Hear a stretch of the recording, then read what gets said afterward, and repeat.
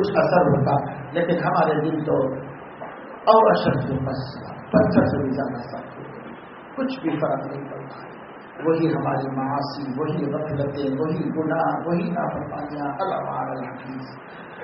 یہ حالت رہی تو کیسے کام بنے گا، کیسے کام بنے گا؟ ہم یہ بیٹھے ہوئے ہیں، یہ تو امت کا خواص طبقہ ہے، جو لوگ مارکیٹوں میں ہیں، بازاروں میں ہیں، ادھر ہیں ادھر ہیں، وہ عوام ہیں۔ اس طبقے کی سختی کا یہ حال ہے تو اس طبقے کا کیا حال ہے؟ تو کبھی ہم ہی کو تو بدلنا ہے، ہم بدلیں گے تو زمانہ بدلے گا۔ ہم کہنے کو تو بڑی بڑی باتیں کرتے ہیں، زمانہ ہم سے ہے، ہم زمانے سے ہیں، تو ایسی بڑی بڑی باتیں کرتے ہیں۔ کہنے کو تو بڑے بڑے ترانے پڑتے ہیں، اور ہم کہتے ہیں 100 بار کر چکا تو انتہا ہمارا۔ لیکن شاید پچھلے لوگوں کو جب آسمان آزما رہا تھا تو ان کو اچھا ہی پایا ہوگا، لیکن ہم کو آسمان اب 101ویں بارے میں آزمانے کو آیا ہے، تو اس کی آزمائش میں ہم تو پچھلے کے بارے میں تو ٹھیک ہے کہ 100 بار کر چکا تو امتحان ہمارا امتحان کر رہا ہے، تو آسمان کو کیا مل رہا ہے، کیا دکھائی دے رہا ہے؟ تو ہم کب تک اپنے پرکھوں کی جو ہے کامیابیوں کے گن گائیں گے، ان کے کمالات کے گن گاتے رہیں گے، اسی کا تذکرہ کرتے رہیں گے، اور اپنا کام اسے چلاتے رہیں گے؟ ہم کب کچھ کرنے والے؟ تو اللہ تعالیٰ تو اس ملک کے غرور کو توڑنے کے لیے کچھ قدرتی طور پر عجیب و غریب انداز میں اس ملک کی آزادی کی، بلکہ اس سے پہلے کی تاریخ میں اب تک جو تبدیل، جو کچھ ہمیں نظر آتا ہے، ایک بالکل نیا سا نقشہ اور نئی سی بات اللہ پاک نے یہ کر دی ہے کہ مرد سب اپنے آرام سے کھا پھر رہے ہیں، اور عورتیں جو ہیں وہ بالکل ڈٹ کے اور ضد میں آ کے بیٹھی کھڑی ہوئی ہیں۔ وہ کہہ رہے گا بھائی مردوں سے ہونے والا کام نہیں ہے، یہ ہم لوگوں کو نہیں کرنا چاہیے۔ کبھی ایسا ہوا ہے؟ حضرت عثمان غنی کی لاش رکھی ہوئی تھی، 3 دن گزر گئے، اور بلوائی جو تھے، جو فسادی لوگ تھے، وہ کہہ رہے تھے کہ کسی کو ہم ہاتھ لگانے نہیں دیں گے، کسی کو نماز پڑھانے نہیں دیں گے، ہم کسی کو دفن کرنے نہیں دیں گے۔ خلیفہ راشد تھے، نبی کے داماد تھے، سابقون الاولون میں سے تھے، ان کی لاش رکھی ہوئی ہے، اور کوئی سب ایک افواہ اور ایک روب قائم کر کے رکھا ہوا تھا فسادیوں کو۔ تو ہماری ماں سیدتنا ام سلمہ رضی اللہ تعالی عنہا چادر اوڑھ کے نکل کے آئیں، اور باہر کھڑے ہو کر حضرت عثمان کے گھر کے پاس اور بستی میں اعلان کیا، آواز لگائی، اور اللہ کے بندوں اور نبی کے صحابہ کہاں ہو تم؟ آ کر اپنے نبی کے داماد اور خلیفہ راشد اور خلیفہ مظلوم کی تدفین کرو گے یا نہیں کرو گے؟ اور اگر تم نہیں کر سکتے ہو تو میں عورتوں کو لے کے آتی ہوں۔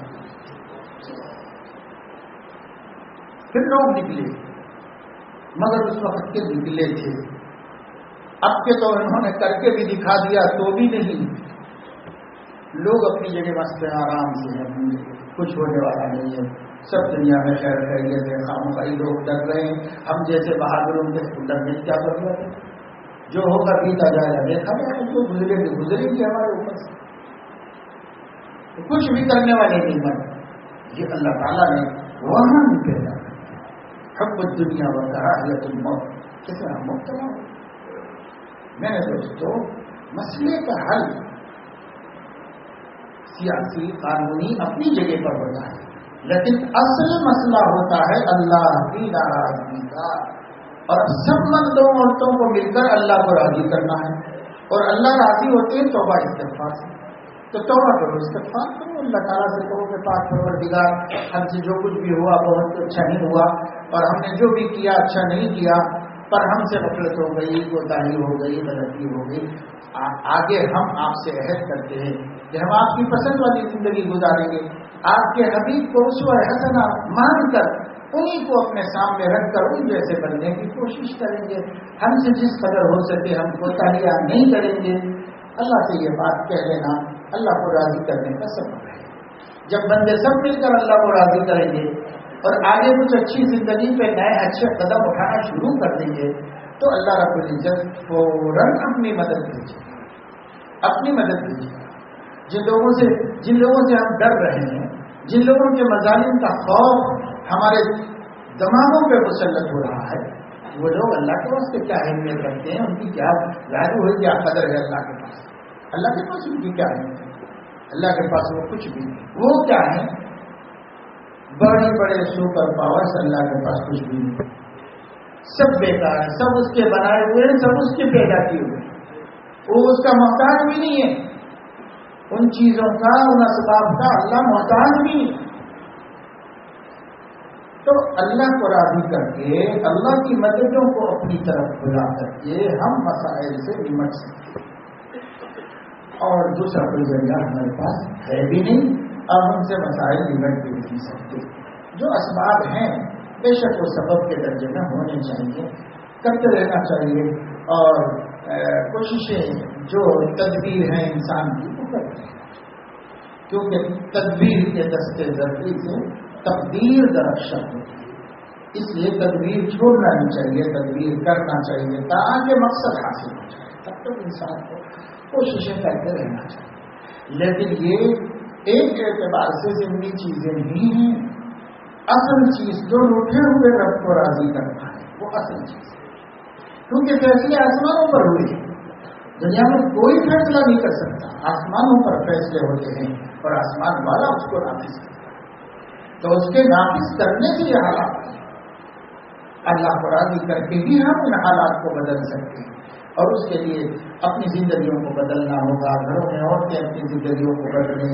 مرد اپنے کاروبار میں، مارکیٹوں میں، بازاروں میں، کھیتی باڑی میں، مزدوری میں معاملات کو شریعت کے مطابق کریں، حلال و حرام کی تمیز کے ساتھ کسب کا اہتمام کریں، عقل حلال کا اہتمام کریں، رشتے توڑے نہیں، اگر ٹوٹے ہوئے ہیں تو ان کو جوڑ لیں، اور جو ہے